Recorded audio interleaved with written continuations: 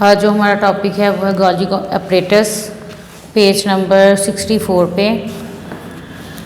Golgi apparatus या फिर Golgi complex, Italian physician Camillo Golgi ने चिपटी थैलियाँ, फ्लैटन सैक्स, चिपटी थैलियों का एक सेट दरियाफ्त किया जिन्हें सिस्टर्नी कहा जाता है।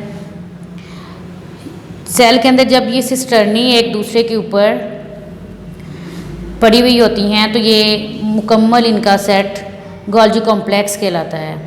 सेल के अंदर देखिए यहाँ पे 1 2 3 4 सिस्टर्नी हैं।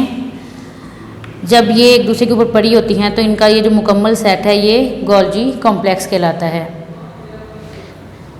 ये प्लांट और एनिमल दोनों सेल में मौजूद होती हैं। गोल्जी कॉम्प्लेक्स का फंक्शन,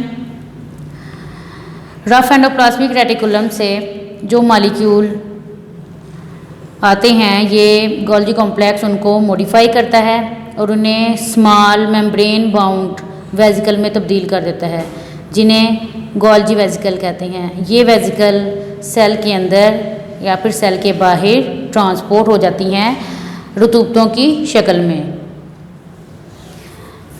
इसको आपने अच्छी तरह से याद भी करना है और लिखना भी है डायग्राम के साथ।